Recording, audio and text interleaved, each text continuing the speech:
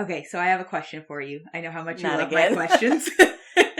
She trembles in fear. Go on. If you could spend time on Earth as a ghost, like after you die, would you? Am I stuck here? No, okay, so it's not regular ghost rules? Have you ever seen, was it Becoming Human or Become Human or something like that? Detroit Become Human? No, not the game. Not the game. Not at all the video game. It's, no, it's Being Human, sorry. It was originally a British show, and then it got remade for much like The Office and many other things. Shameless. Yeah. Mm-hmm. So no, you haven't seen that? No, I was gonna say it was like, it kind of like those rules, but never mind. Have you ever seen Ghost Whisperer?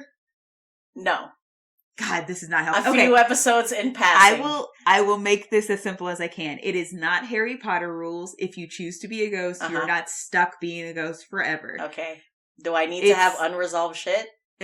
You don't. Okay, so not unlike Ghost Whisperer, where you only become a ghost if you have unresolved shit. It is, you decide you're going to hang out on Earth for a while, but if you make that decision, you do have to, like, I assume, go through some sort of process to get, in Being Human, it's a door that you're looking for, which, much like in Ghost Whisperer, where you don't actually ever see exactly what it is that leads you to the other side, the door essentially is your entrance, and you walk through the door into the afterlife, essentially. In Ghost Whisperer and Being Human, it's kind of like some people get the door when they first die, and then they might choose not to take the door, and then it disappears on them. And then if that happens, then there's like a long drawn out process of getting their door back if it's possible. I'm not going to answer whether or not it's possible because that's a spoiler.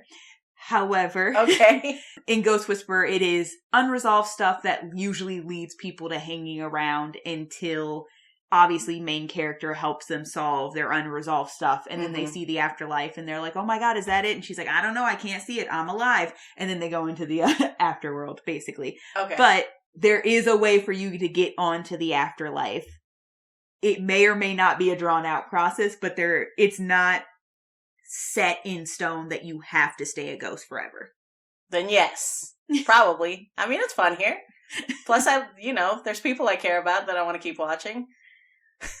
See, that's how unresolved issues start for me. I don't know what you mean. But also, I'm kind of concerned because you were like, oh, I have an intro and it's kind of on theme. And now I'm like, oh, shit.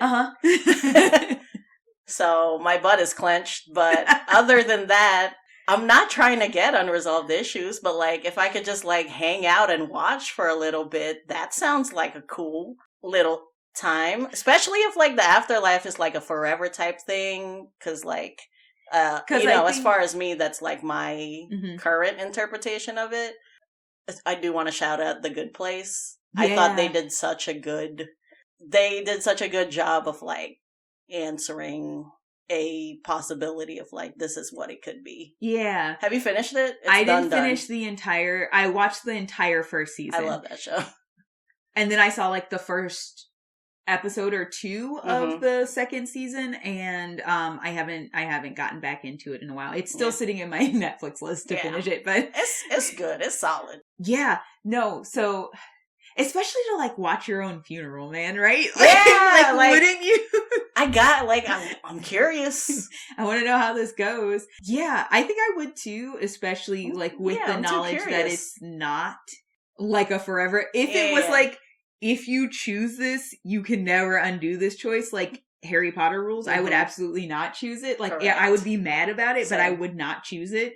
And that's mostly just because a lot of, like, obviously, if you're like, oh, you died and now there's a definitive answer, for sure there's some sort of afterlife that exists, whether or not that's the way, like, Christians think it is, or, like, Muslims, or Jewish people, or whoever. Yeah. However they see it. It definitively there is something after this.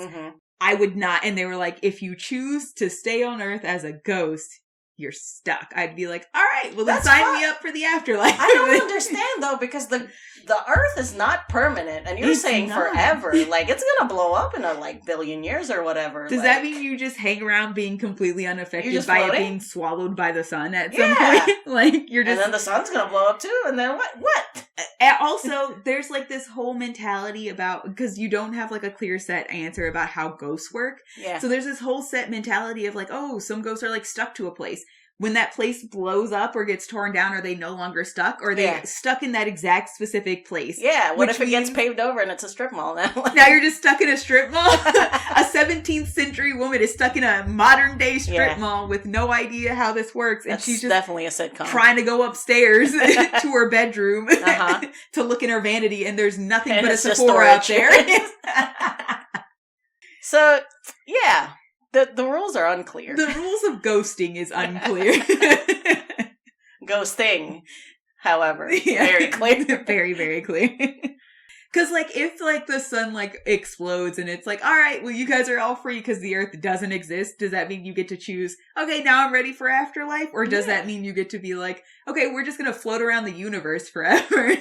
Check out other planets, I guess. Find out if the aliens exist. Also, like, if you get to stick around and you don't have to breathe or sleep or eat, then you could just go explore Mars. Yeah. Well, that's the thing, right? Like, you know? Would it take you as long as because ghosts, in theory, the way people explain ghosts, they can move from one place to another without actually having to, like, take steps. So could you just, like, poof yourself to Mars? Yo! Or Saturn would be so pretty. To see, Jupiter is a gas planet, to see what the core, what the actual inside of Jupiter looks like. Or just go into the sun. This will be wild, right? Like, you would be like, holy crap. Well, well, that's the thing too. Like, the sun is supposed to hurt, like, your eyes, like, mess up your eyes. Like, theoretically, a person could not check the inside of the sun out. It would just, your cornea would never allow that. What if it's just full Jules Verne there? That would be crazy. Right? And then there's just a bunch of ghosts hanging out. They're like, hey, you came here welcome. too? Like, it's such a... Right? It's chill, I had to know. But yeah, it's a curiosity thing. What if there's just like what if Atlantis is just a colony of ghosts at the bottom of the ocean? I ship it. Anyway, I just had to ask the question. For no particular reason? For no particular reason. Wink, wink. Okay. It's 2 winks. Is that a particular reason? No, it's like, it's one of those questions where it's like, some people are like, absolutely not. Hubby DM doesn't even think ghosts exist. So he's like, it's just an instantaneous transfer. So, like, I guess in his mind, the answer would be no, because they don't technically exist, right? So it was an interesting question. I was curious about the answer to. Do you think ghosts exist? I think it's definitely possible.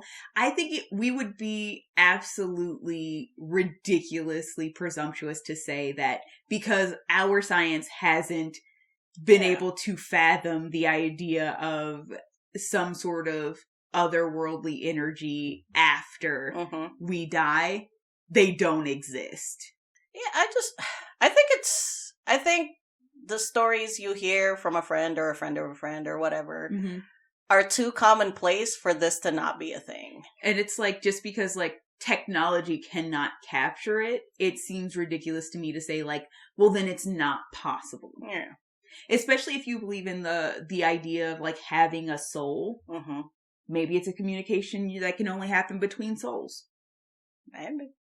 And that's why people sometimes experience those things or have those feelings or get those chills or whatever it is that happens to them. And technology just can't capture that kind of thing. Yeah.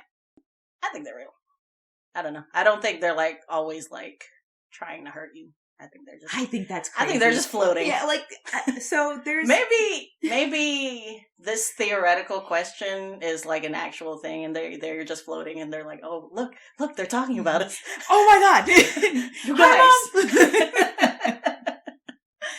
But yeah, because the thing is, it's like, I think it would be insane to say that every single ghost in existence is malicious in some way. Could there definitely be some? Absolutely. But that's why I like the idea of like the differentiation, like a poltergeist versus just a spirit. Yeah. You know, something like that. It's also, I also think it's like Full Metal Alchemist rules where it's like, there's the sum of like a human being, but there's also that thing. Yes. And that's why it's so hard to actually do the thing. Spoilers? I don't know. I think we've talked about this before. Yeah, it's the very first episode. It's hardly a spoiler. Full Metal Alchemist, which came out decades ago. Episode 1 spoilers, just by the way, retroactively. The most useless alert.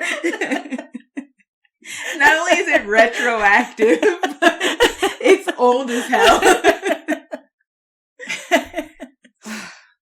Yeah, that's all. I was curious. I'm not so mad at this question. It's not a question I think that any of us like ask each other in a long time. I obviously asked my husband because like that's just kind of like a random. That's some pillow talk shit. Yeah, like question you get around to at some point. But I don't think we've ever just like openly discussed like, what do you think about ghosts? Probably real. I agree. Chilling, watching, caring, probably. A whole vibe. Yeah.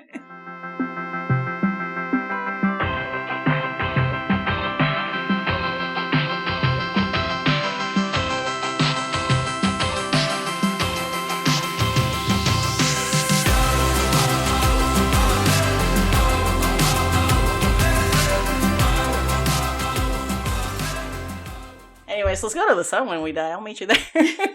Anyways, let's get into it. Would you like to introduce yourself? Yes. Today I am your reincarnated rogue, Oreo. And I'm your deadly druid shout. I still don't know what we're talking about today. It's so on theme and it's not even October. I love it. Anything's October if it's not Christmas time for you. You're not wrong. This is Rogue and Druid Podcast. Welcome to the party. If you're just joining us for the first time, this is a podcast where Oreo dips into her gigantic database of D&D characters that she cannot stop making, and then later on in the week, I bring them to life in digital art. And then we give them, well, not then, but, and then these are all for you guys to take and use in your own games as PCs, NPCs, in your novels, graphic novels, fan fiction, porn, whatever you're making, you know? Yeah. Honestly, send us the porn. We're curious. I'm absolutely curious. Everything's an art. We love every type of creative in this podcast. Today is just our regular episode, but later on this month, we're going to be having a Wild Magic Surge, which is our special kind of episode where we veer from that formula and we get into some other nitty gritty, but still D&D adjacent type topic. Who do you have for us today? Ooh, today I'm so excited about this. I'm excited about all the characters I'm giving you this month. I do want to real quickly just give a shout out. It's Pride Month. It is Pride Month. It is also the month where Juneteenth exists. And we our newly minted national holiday. Absolutely have a theme in honor of newly minted Juneteenth, the national holiday, and of course, for our lovely, lovely guys, gals, non-binary pals, and all of our alphabet army. What else is our other? All alphabet mafia for real. This is absolutely a month for you guys, and I was super excited about this thank one. You.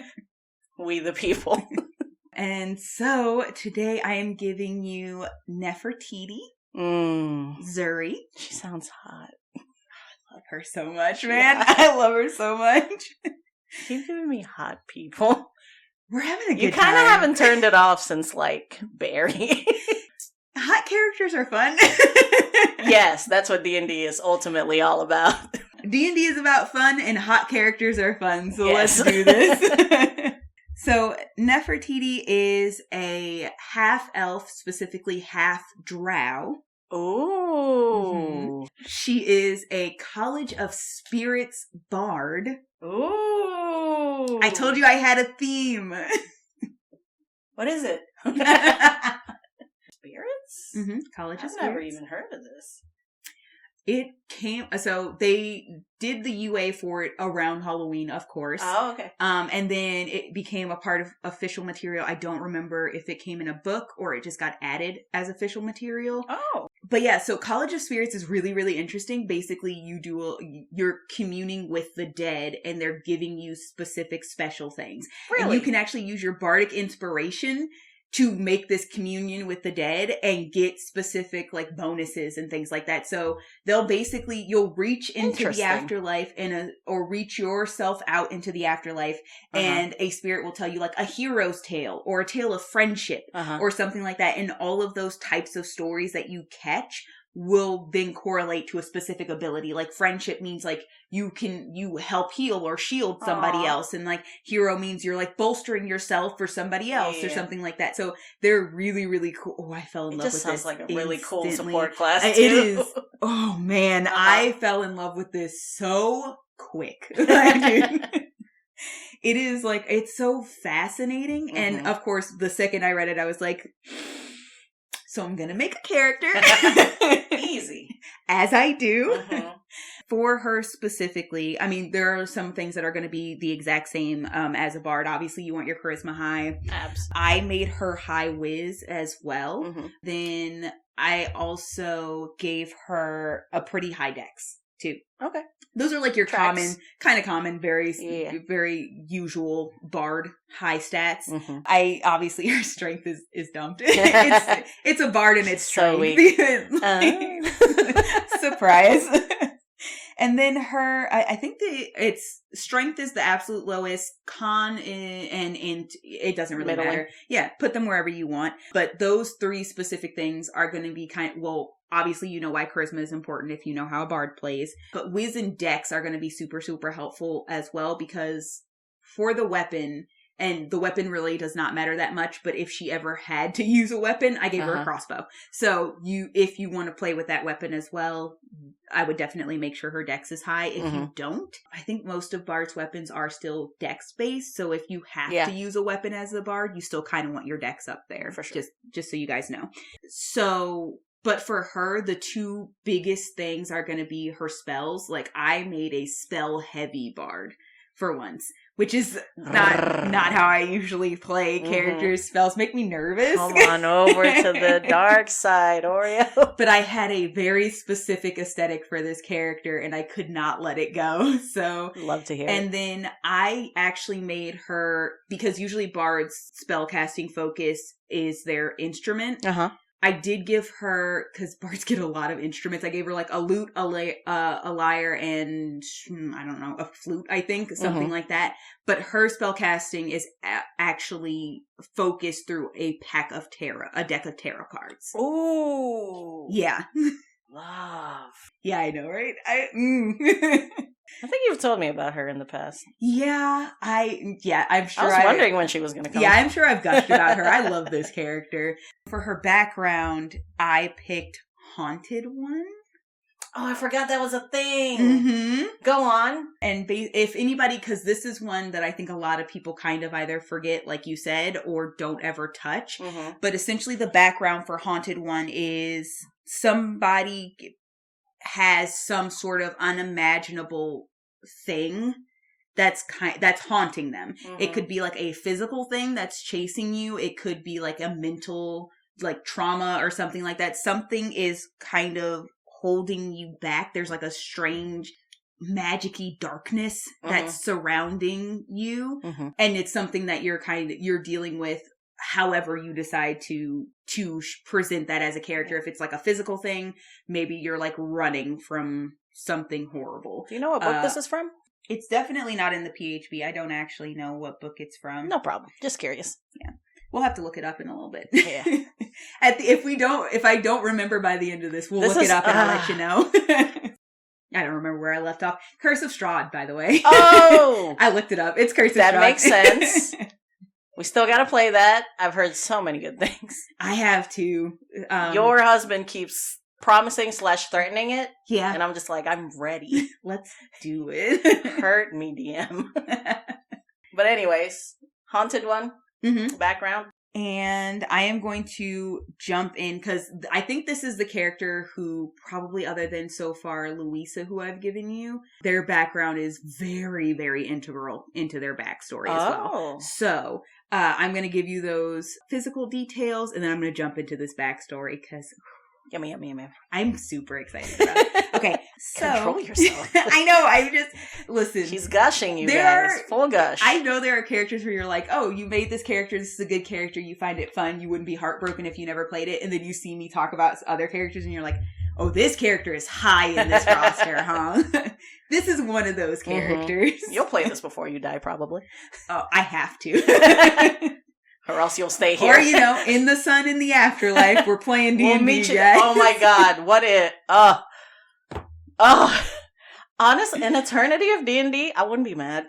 Me either. I wouldn't be mad at this. Is this the afterlife? Just an eternity. We're all truly just getting a head start, right? In the same heaven, and it's just D&D as far as the eye can see. Are these fully painted miniatures and a full diorama ink? It cost me nothing. A complete set of all the books, alternate covers. Yo, dude. All right, I'll meet you there. We're very tame afterlife. Expectations. People are like flying around. They can do anything. It's infinite power and stuff. And we're just like, there's literally dinosaurs and giraffes walking past us, and we're just like, I rolled a 6. Like, this is the afterlife. Just don't roll a 6. The dice tell the story. Tell them, dice gods. It's just a giant D20 in a robe. Oh, man. Perfect. All right. We got to get back I think we've started a new religion, honestly. What a good religion, man. That's what they keep talking about when they say welcome to the party. May the dice be with you. Anyways, sorry. I veered. I think that was on me. Please go on. Okay, so physically... Wait, you said you were going to do the backstory first. Oh, no. Was I wrong? No, I said I'm going to give you the physical details real quickly so that I can jump into this backstory. Okay, I'm ready. So, physically, I had a very, very specific aesthetic, and I actually created like a full hometown that goes with this aesthetic. Have you ever seen... Shut up. Have you ever seen... I said no. What is it called? There's like a southern... aesthetic. It's very like Louisiana's, like New Orleans Creole? kind of. It's not exact. Well, Creole, yes, but the aesthetic itself is kind of this. It's like Southern across the board. Uh-huh. I can't remember what it's called. I want to call it like Grim Dark South, but it's not that. That's not what it's called. Okay. It's like It'll gonna drive me crazy. I'm gonna remember this at some point, but it's. I'm so slow. It's Southern Gothic. That's the word I was looking for. Gothic. That's why I said grimdark, because it's Gothic, Southern Gothic. Yeah. It's a very specific aesthetic. If you've ever heard of this, you know exactly what I'm talking about. Mm-hmm. Ooh, you seen that Beyonce music video? Which one? Yes. She's in, I don't remember what music video is now, because they're kind of all blurring together. Lemonade. No, not Lemonade. Wait, was it Lemonade? No, I don't think it was Lemonade. She's in, like, the braids, the 2 really long braids, in, like, a black dress, and the black, like, it's got, like, a rounded top hat. That's the one. You know what I'm talking about? With a giant brim? Mm-hmm. That is Southern Gothic. Okay. Yes. There we go. We got there. Okay. Okay. But it is very, truly, deeply, I cannot think of a better place to embody that than New Orleans. That kind of ghosty, historic, richly cultured. Oh, it's so rich.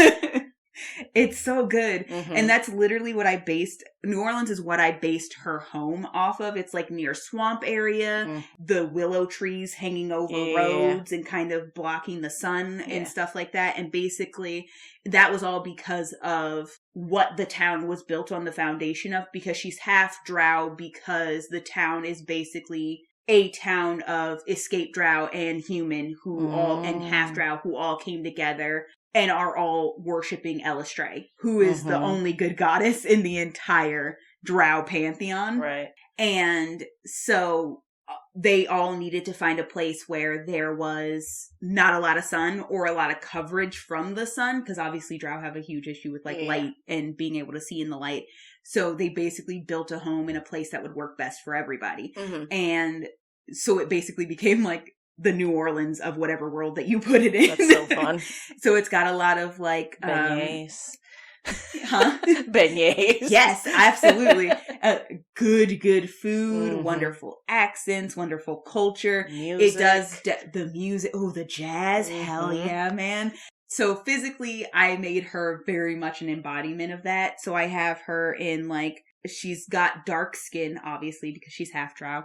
And she has lilac hair. Like very pale lilac hair, where like in some light people might mistake it for white. Ooh, like that platinum.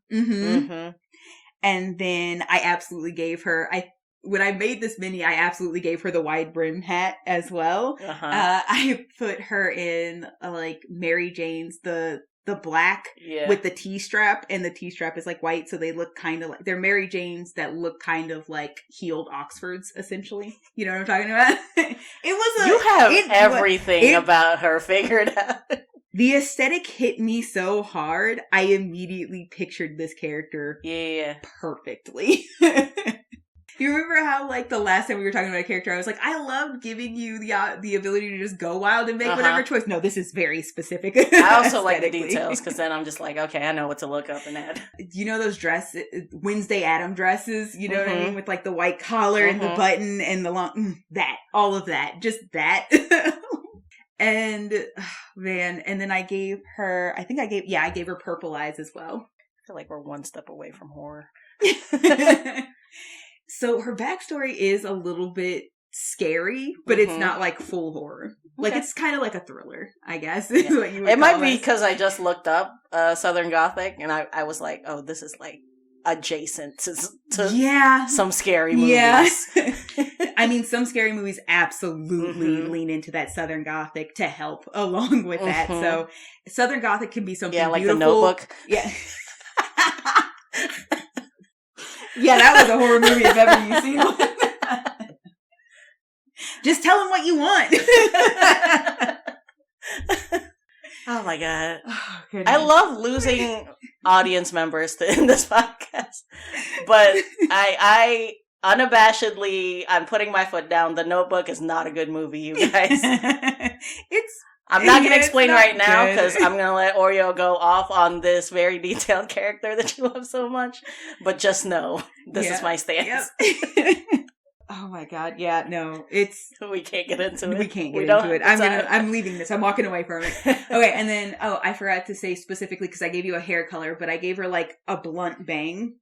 And then like long hair, blunt cut. Straight hair? Mm-hmm. I rarely give you straight hair characters. It's truly giving me some horror adjacent vibes. I wanted it to be a little bit horror adjacent. Just a little bit. Because, like I said, it came out Halloween. I had vibes, man. Now we're going to jump into the backstory because that was all the detail that I had for you. So, Nefertiti actually comes from a very long line of really well-known seers. Like her family has been in the town probably since founding. Her like great whatever how many times removed grandmother was one of the first escaped Drow to settle in this land and help build this town. So they are very well known. She was very talented at what she did, and that was a talent that kind of passed down from generation to generation. Right. Each female in the line learning from the next. Not every single child has the same ability, but it does pass down. This was also a very like female empowering, the matriarchal family line. So a lot of the female children do end up with this very strong seer ability. Obviously, as the adventurer here, Nefertiti is definitely going to be the one who also ends up with this ability. She was taught by her mother. And one of the things that happened, because they would help other people speak with the dead and kind of connect to those that they had lost, help them see or get a good idea of what their future might hold and kind of lead them on path, very much like it was very much doing like tarot readings and things like that, but also the actual ability to commune with spirits and get guidance for what the best possible thing to do is, or just historical reference. Like, this is a specific thing that we're going through. Let's see what history has to teach us from the mouths of the people who have actually experienced it, right? Right. So there's a deep respect for the dead and the spirits and an understanding and a communication and a relationship with them. But that great power also attracted some very... great responsibility. No, this is not Spider-Man. I mean, yes, there obviously was a big responsibility with it, but it attracted something darker. Oh. So, after a couple of generations, essentially, in my mind, the way it works is like you're reaching out. There is a beyond where the spirits are. And then there are the spaces in between where the darkness exists. Right. So like in the dark spaces between stars, there are unfathomable things. Right. Kind of eldritch horror-y, if you will. This isn't adjacent anymore. And something heard someone from her family line calling out for guidance one time, and they tried to answer, and they almost succeeded. So this was generations ago? This is some generations ago. Okay. And other people with magic in the family had to help push this back and bring them back from where their mind went. And so this has been a thing that now that it is aware of this family's line this family's power and abilities, has been consistently trying to corrupt and consume somebody in this line. So the first person just stopped performing after that. Yeah. Don't open the gate again. Yeah, the next child who was born with it, obviously, if they weren't taught, they could very easily risk doing the same thing. Right. Through the magic that had pushed back this unknowable darkness, they weren't able to touch this next child. And so they were like, okay, I think we don't have a problem anymore. The next generation happened.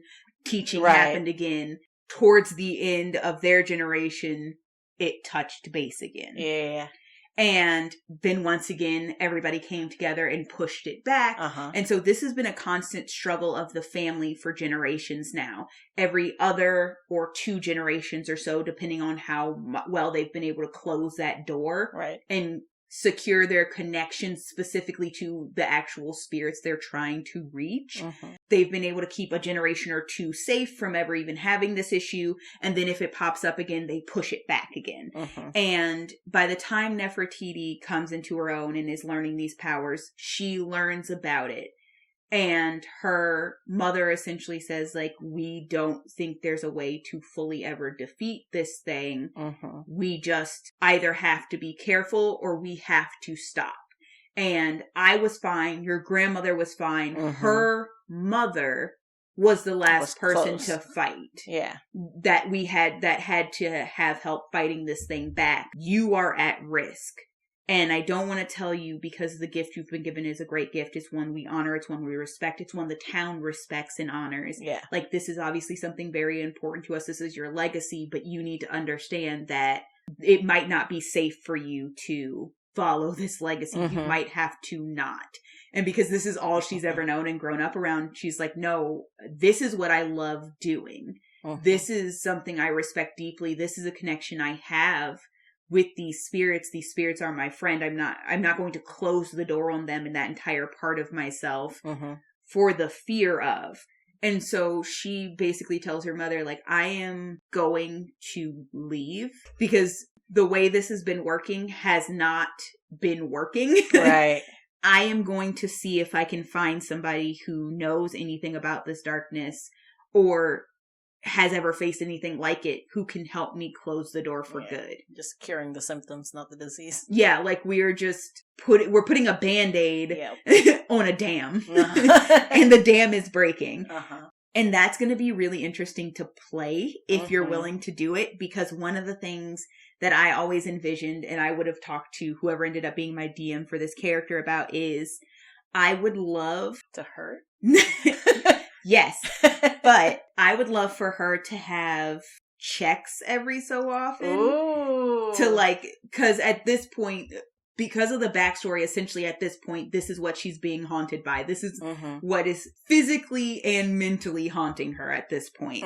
And every time she does that bardic inspiration thing that College of Spirits have, where she reaches out, she's running a risk. Yeah. So the more often she does it in a single battle, Yeah. the higher that risk becomes that That's fun. something might go wrong or she might start to lose control. And I had this very specific, because this is something that's also very common in like a Southern Gothic seer type aesthetic, is like a Black woman whose eyes go white as she's looking into, and like, so that's kind of what I was imagining. Like there's a physical change to her eyes when she reaches out. Like she'll, aesthetically how it was is she uses the tarot deck to help her in whatever card she pulls, because the way the College of Spirits actual thing works is mechanically you roll the dice, so you don't know exactly what you're getting. Yeah. So she basically would just fan her deck and pull a card. And whatever the card was, that would be what I had rolled, right? And so let's say it's like, oh, the Fool, this means this on this thing, right? And so that card would then enact essentially whatever she just used, whatever she rolled on that. And then physically what it would be is she fans out the deck, her eyes go white, and she's basically communing. And then she pulls a card, and whoever answers her back is what that card is, what you rolled. And then whatever happens based on that is what takes effect at that moment. And in the situations where as this becomes a more real and real threat, when the thing hears her and starts reaching towards her, her eyes start changing again. And it's like going black. So it's like a slow, gradual taking over. So she can fight back and get out of it. And then as time goes on, depending on how it goes and how her search goes and how the party can help her, maybe there's a time where her eyes fully go black. And so this is a battle of wills and wit, which is why I wanted her wisdom to also be high. With this creature trying to take over and find essentially the doorway being her or a member of her family who does this into whatever world you're playing in. And she's basically the person with the key. So she's keeping them out. But depending on how long this goes on for, or how long of a struggle it is to find the answer to finally shut that door for good. This might be a struggle that you start having to roll. Like, how close are they now? How much are your eyes changing? And the eye changing would essentially be a visual representation of how close this darkness is to getting through the door and overtaking her. I love the original mechanics. I also love as a DM, you're like, this is what my character wants, and this is probably her big end goal. And I think that's very useful knowing that off the bat for a DM to like work around and include. So I really appreciate that. The visual. Chef's kiss. There's nothing else to draw. It's gotta be that. Oh, the struggling face. The bleeding eye. Okay, go on. No, that's exactly it. Like, honestly, so that's the whole story. Her whole thing is she's trying to find somebody who can help her, who knows more than her family does, or anybody in her town does about the thing that's trying to use them to get here, and also somebody who might have the power or the knowledge to help her figure out how to cut that off entirely. And then everything else is really just like flavor texting, like how exactly the magic, she utilizes her tarot cards for the magic that she can do, and what that physically looks like in her internal and external struggle to keep this thing at bay. And all of that is just kind of just like flavor text from there. But the main core of the story is just, this has been haunting and hunting her family for years, and she's tired of band-aiding the situation, and she wants a solid, definitive end to it. And that's it. That's her whole thing. Okay. 2 questions. First of all, when you said dark skin, is it like a grayish tone, or like are we pulling more from the human side? Oh no, charcoal. Charcoal. Okay. And then second question, so is she first gen half drow, or like it's been half drow since that very first escape drow? Oh, no. So it wasn't half drow from the very first escape drow. It was her family is a mix of human, half drow, and drow. Oh, okay. So the first drow married another drow because there wasn't, like, it was a small community of drow.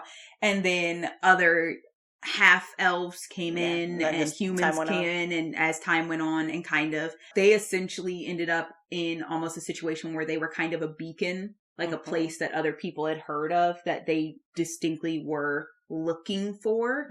Other Drow that had escaped, that was what they were fighting to get to, essentially.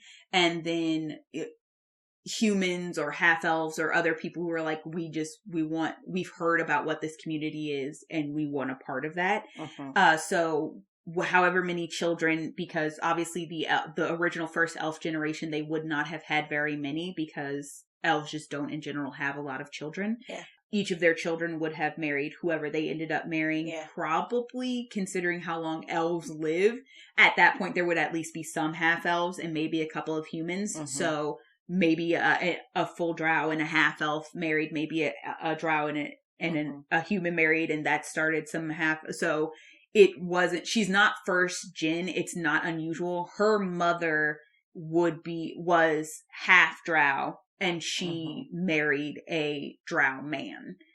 So she's still half drow because that's what her mom is. But she has her, and if she had any siblings, they would also be. And then her other cousins, some are full drow, some are half drow, some are full human at this point. So it's just an amalgamation, a mix. Aww. Yeah. What a community. I also love this community. Oh, she's so fleshed out. Yes. Okay. All right. Segment 2. How do we hurt this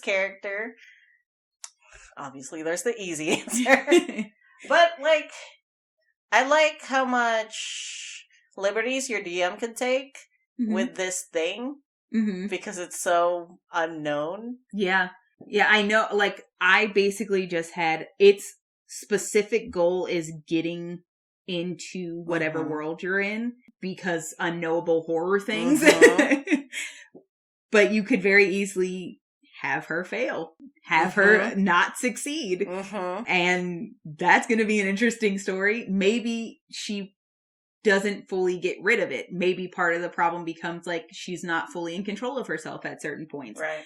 And now she's battling between the things that this thing is trying to make her do, and her as a person with her own knowledge, what she actually wants and what she's trying to do. What if the party didn't notice she failed? Yeah, that would be so messed up, man. That would be so fun. What are you talking about? Oh, also, side note, I love bringing outer decks into the game of D&D. It's just so fun. We did the deck of many things, and I had you guys pull straight up standard 52 card deck or cards, and that was just a blast. But yeah, I think getting with your DM and making full mechanics based off of this other random factor that's not dice just sounds like a freaking blast. Yeah. And that's kind of the thing, because for me, the mechanic was always going to be, at least on some level, there is going to be that risk that this thing, even not if it doesn't immediately automatically fully succeed, it has some sort of success, or it becomes strong enough to have a better chance of succeeding at some point. And so that was always something that you would want to talk to your DM about, because that would be a secondary mechanic on top of what your character already does, that you and the DM, just between yourselves, would have to know how it works and figure out how to do it, or just put it in the hands of your DM and have them say at some point, every so often I will randomly make you make a whiz save, and that whiz save will decide. So there is a YouTuber who is animating their D&D campaign that they did. I don't know, the Fool's Gold campaign. Shout out to Deco Doodles, because that's the YouTuber. It's so good. I'm so invested. But the character that she was playing, Sips, has a curse. Yeah. And basically, when something happens, that curse can take over more and more of Sips's body, right? So something like that, where basically the DM's whiz save. Okay, now I know this thing has something % control. Yeah. Or this thing is 25%. That's fun. Even knowing, if you rolled low, you don't know what the number behind the screen of Yeah, you just know it's not good. And so your DM, you can do it depending on how long you expect the campaign to do. You can do it very slowly. Every time you fail, it's another %, or another 2 to 5% can in the door, essentially. Mm-hmm. And now you have to start thinking of like, do I keep using this ability, which I know has such great ability to help me and my party and keeps me connected to my legacy and my culture? Or do I stop using it to protect everything? Go fail. You know? That's what D&D is all about. You don't have to be perfect. But that's that's a wonderful internal struggle that you would also have to face. Like, do I cut myself off from my culture to protect everything else? Or do I risk it to keep that part of me that's such an important part of me? Mm-hmm. And I don't know where I'm at as far as fails go. I don't know how close this thing is to winning. Right. Or anything like that. And then like just kind of letting your DM slowly explain what the eyes look like or what's happening or something like that. Or like if you epically fail, even if the DM's not like, oh no, you fully just fail and it's over or whatever. But like having the DM say like, in this moment, your eyes fully go black and like black tears run down your face. And as soon as it's over, like, like it's done. But you failed for a moment. This was bad. Do you have this doesn't have to be the thing. Of course, it's not going to be because this is Rogue and Druid and you can do whatever you want with these characters. But do you have a example of an idea you have for this thing that's haunting her? Do I have a specific example? Like an option that you've thought about? I don't because I don't know a lot of monster things by name, honestly, but there was this like visually the thing I imagine is this black smoky almost seems I know I've seen it in something and for the life of me I cannot remember where I got the visual from, but it's basically like a giant black, it looks kind of like a smoky or oozy like thing, and it's got like whipping tentacles every so often that just like whip out of it, and that's visually what I imagine. Like no eyes, no mouth, no like nothing understandable as like familiar.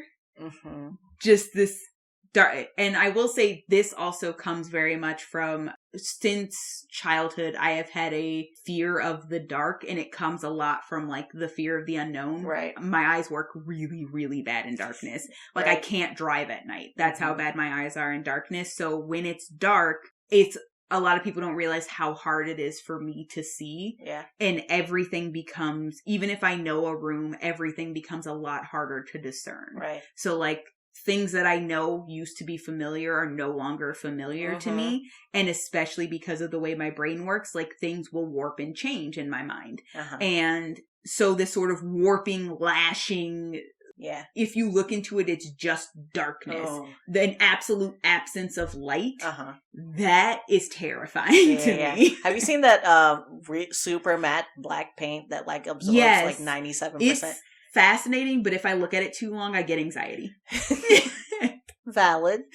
But you did just give me like that would be a beautiful way for the DM to like flavor like if their percentage is getting up there or they've fully lost or whatever, like in just one moment, like they think off the corner of their eye, they see something fully warped or like the colors are the swatched up or whatever, and then you blink and it's gone. Like that's such a fun. This also gives me like a lot of Don't Starve vibes because like we've talked about in the past, I think it was in a react, so it wasn't in the main feed, but like how in that game, like the less as your sanity starts going, like the effects of that low sanity become more and more powerful because like if it just starts getting low, then the edges of the screen just get a little bit blurry. But like the more and more the screen gets really fucked up, and then these actual shadow monsters start chasing you.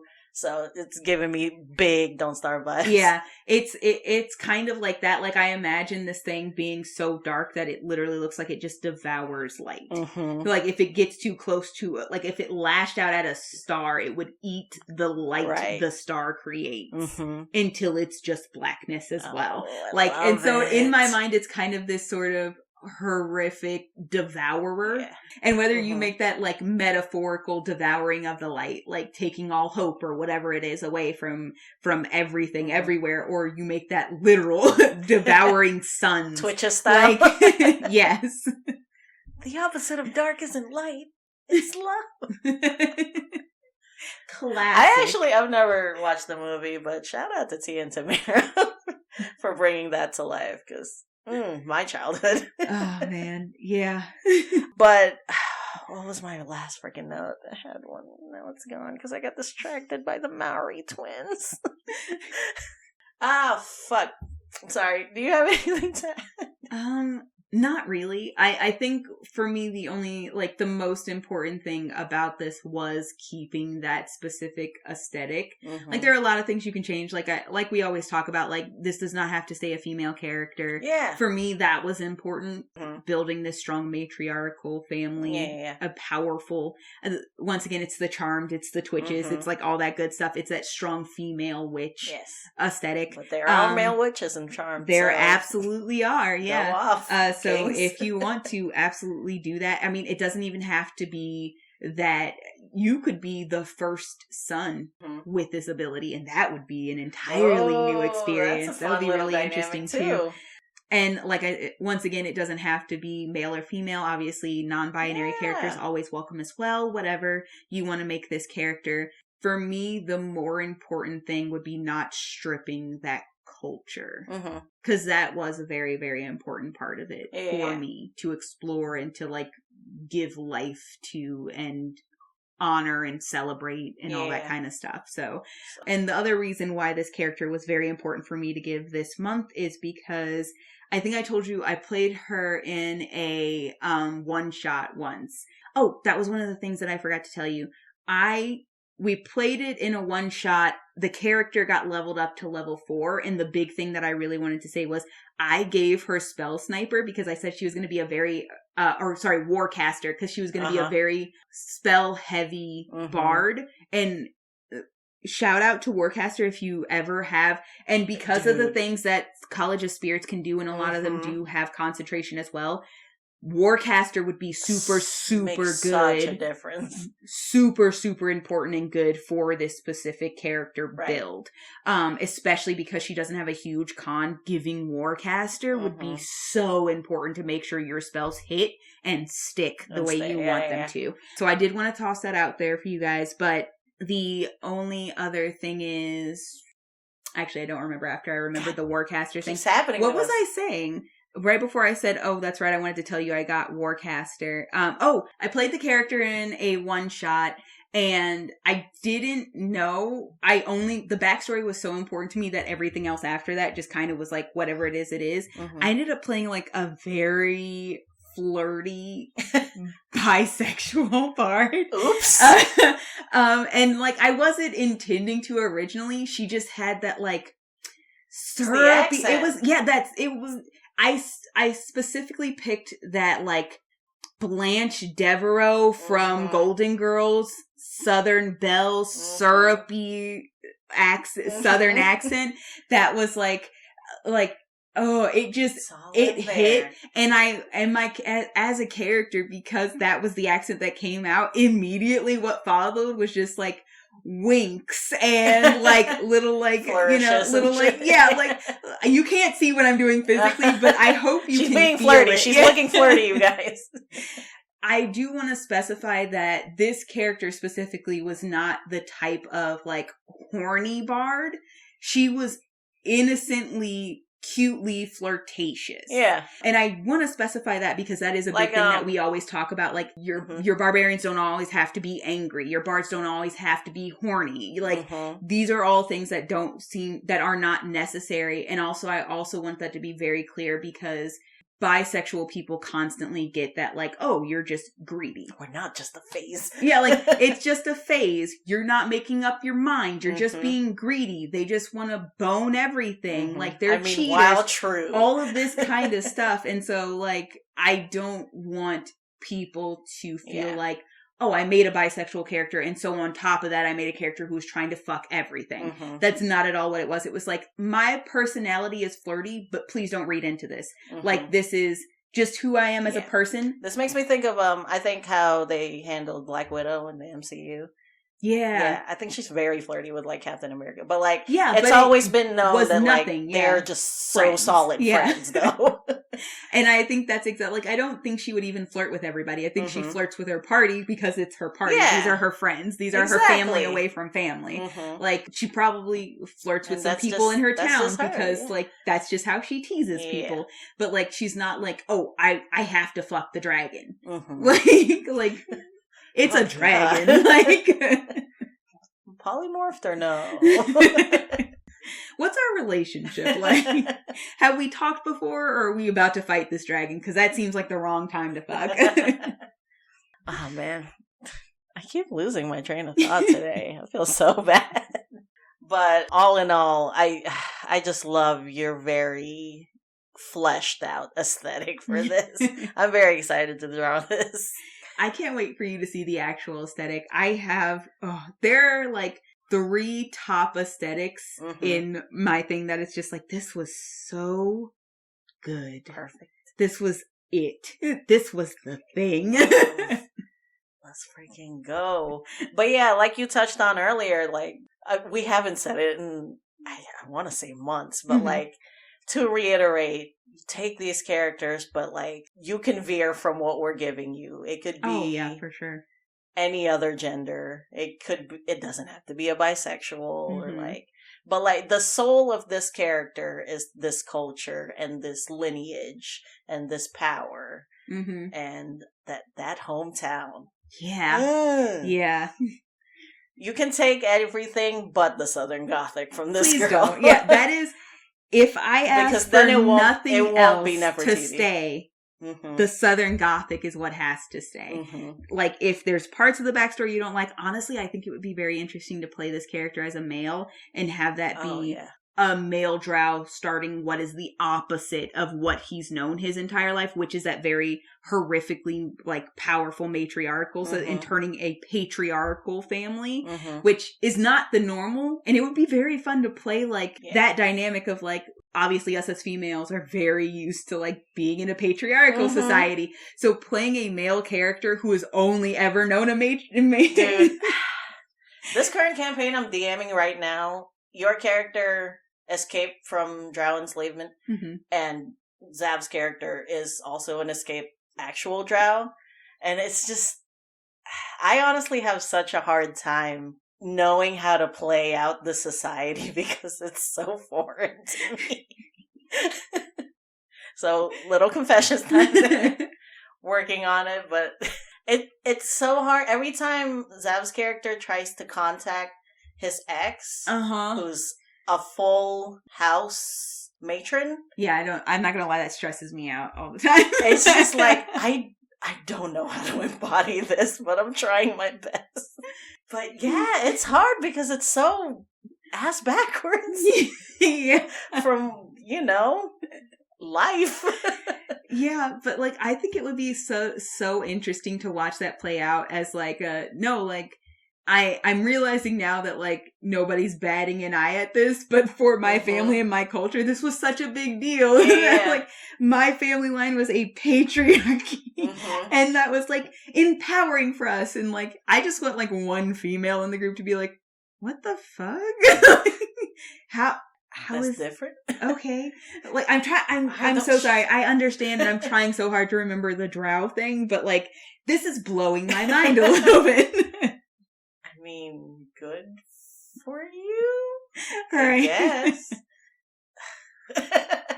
I will also say, so this is a fun little, like, aside, since I don't really have anything else to add to Nefertiti's story. Those were just the main things and the most important thing for me. But the first time we ever played D&D, I created an elf, and I straight up, like, was telling her story and was talking about how, like, oh, yeah, like, she's trying to prove herself worthy of taking over her father's, like, footsteps or whatever, because, like, it's a very strong patriarchy. And Hubby DM's older brother, who was DMing for us at the time, was like, that's unusual. And I was like, how? And he was like, oh, well, a lot of elven societies, I think it was back in 4th edition. I don't know if that's necessarily written into 5th edition, but in 4th edition, it was like, oh, most elf societies are matriarch. I was like, holy shit, fantasy. Oh, we are escaping for real. Let's go. Oh, you went all in. But we can't forget our favorite segment. Well, not favorite. My favorite is How Do We Hurt This Character? But one of our staple segments, what is our lesson here? So, I think this one is so interesting because I do think this lesson could kind of go a couple of different ways. I have a proposal for one of our lessons. Oh, go for it. It's kind of in theme with like the most recent 7 Disney movies that came out, which is just like, heal your generational trauma, guys. Yes. So I didn't mean for this story. I will say honestly, I feel like this is very fitting for both of us, for any person of color, especially this generational trauma, because this story is kind of also about that. This is something that they have just been accepting is something they're going to have to deal with. Yeah. And she is the first generation that has been like, no, right. I'm not accepting that this will be my life and maybe my child's life or their child's life. Like, yeah, there has to be a better way, and I'm going to find it. Yeah. And I do think I feel some people will find it ridiculous that nobody thought to do that before this, but I feel like for people like me and you, that's very real. Yeah. That's so honest. Like, nobody thought before or were afraid of the repercussions of or the judgment around or stepping out into that terrifying place of... We really are in Pride Month and Juneteenth Month. Yeah, okay. Man. Into that place of being like, no, I'm going to make this different. I'm going to be different, and that's okay. And I feel like this specific, and this is why the home is also in the culture of it is so important to me, to the core of this character, is because this community created a safe haven for themselves outside of the slavery and horrors of the Drow community and the possible ostracization and judgment of any other community they could have walked into because of what the Drow have created. Yeah. And so the idea of we built our own space.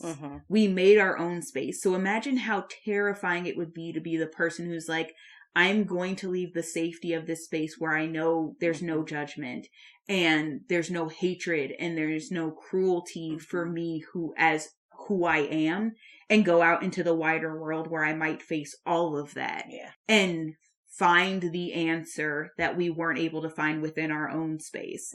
So there are several things that in the outside world might even cause her issues, because it's probably not common to see a half Drow. Yeah, but in her life, that's every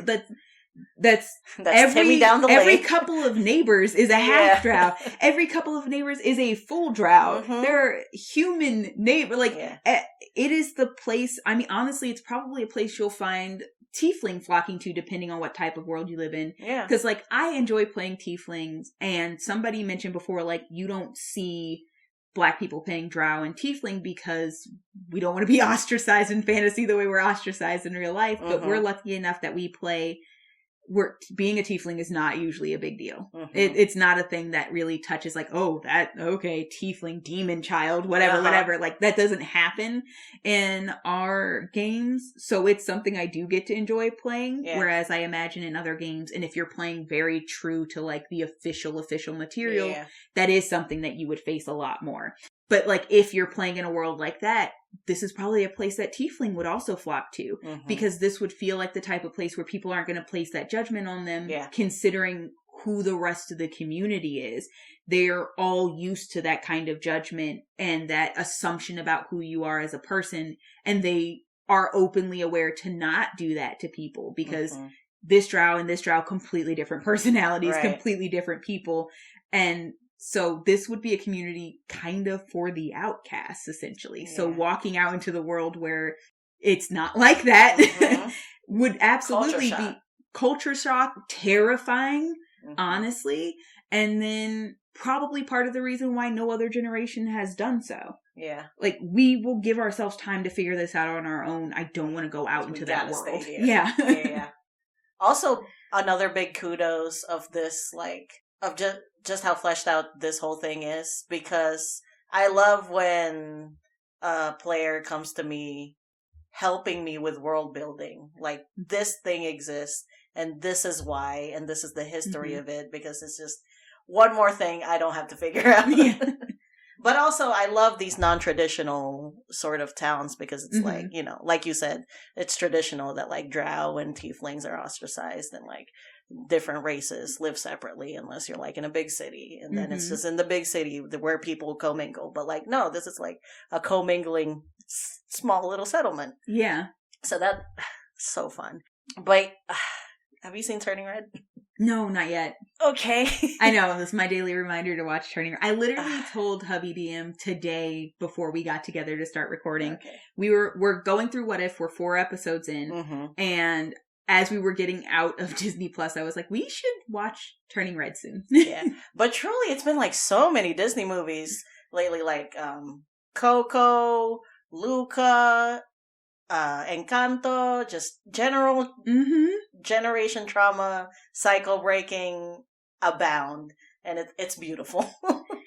Yeah, I kind of love this new exploration of stuff like that because I think it is, and I don't want this to come across as like as a non-person of color, you can't have generational trauma. I feel like it is much more deeply ingrained culturally into communities. Oh yeah, minority communities. Yeah, you haven't seen Turning Red, so it would be presumptuous to ask, have you listened to the new Kendrick Lamar album? No. Oh, I'm really dating us right now because I just called it new. It came out like Friday.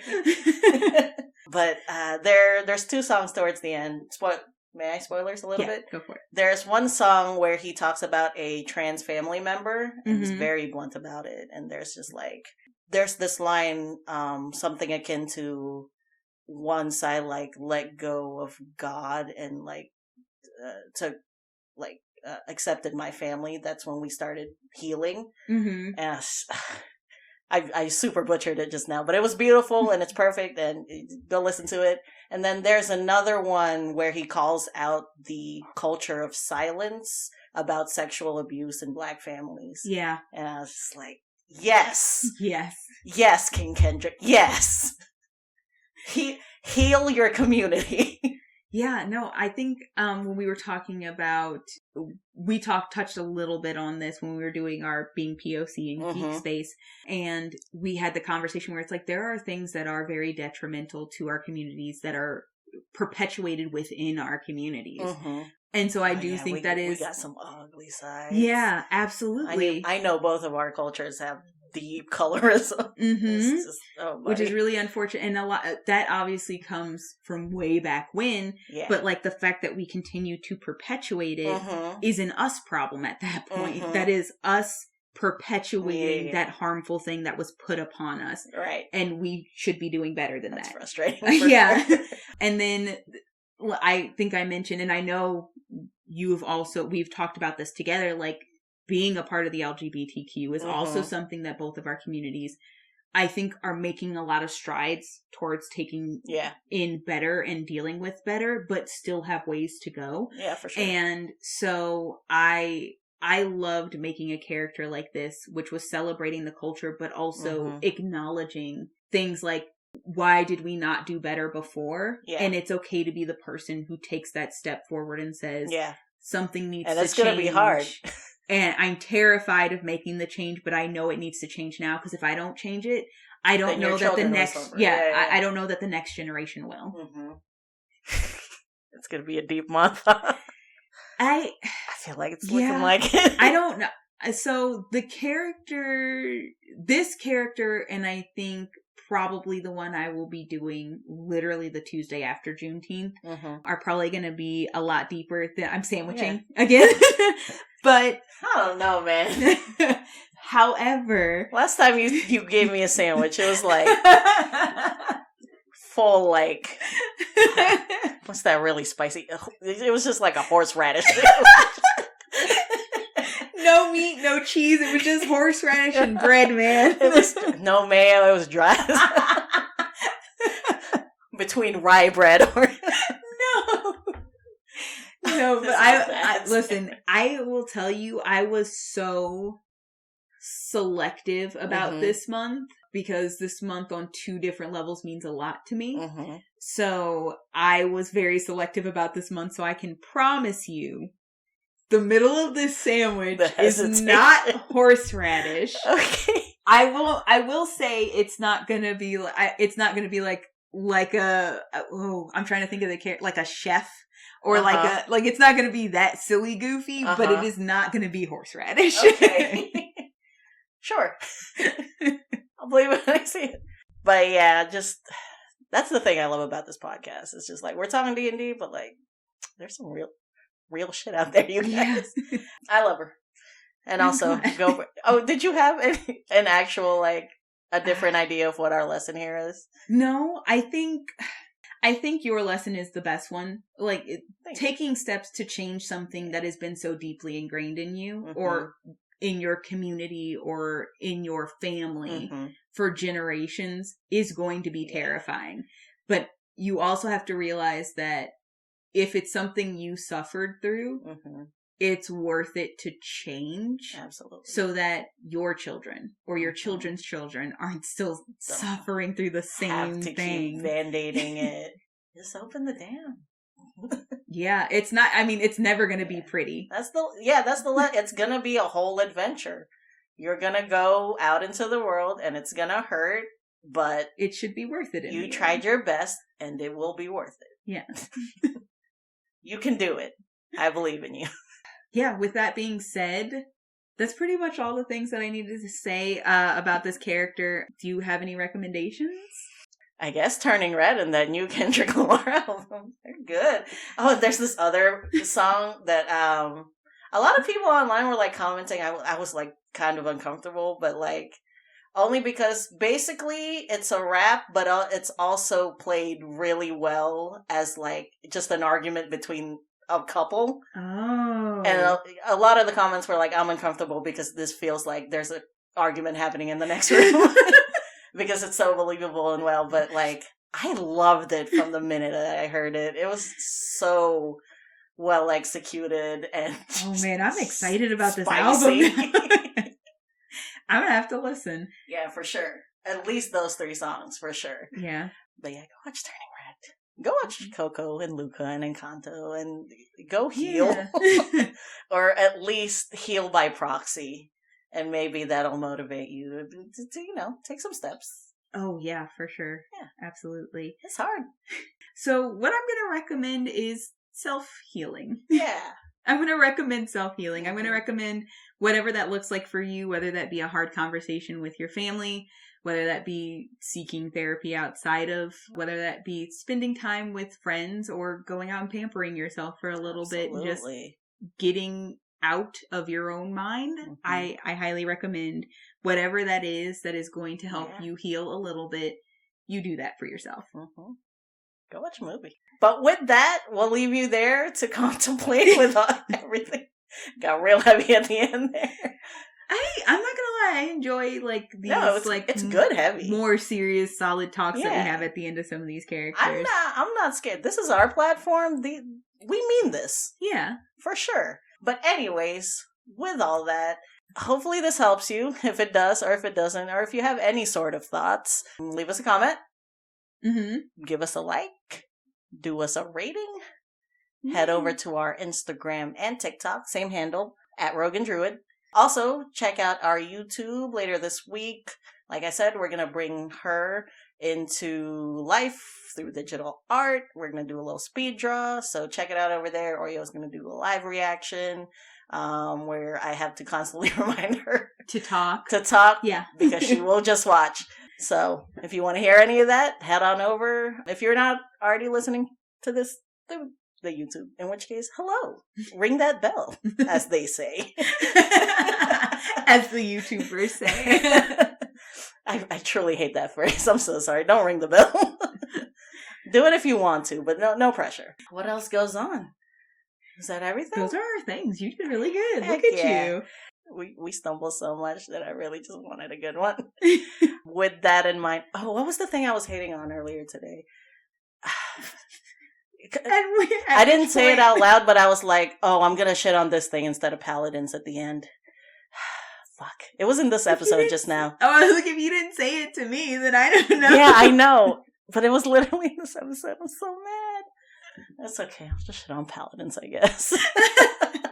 Well, I'm sorry you're tired of shitting on paladins. I'm gonna re-listen to this episode and be like, God fucking damn it. Yeah, so it is that time. I'm sorry you can't remember the other things, but fine. As always, fuck Electrum. Fuck paladins. Fuck Andy Warhol. Yeah. I am still your reincarnated rogue, Oreo. I'm your...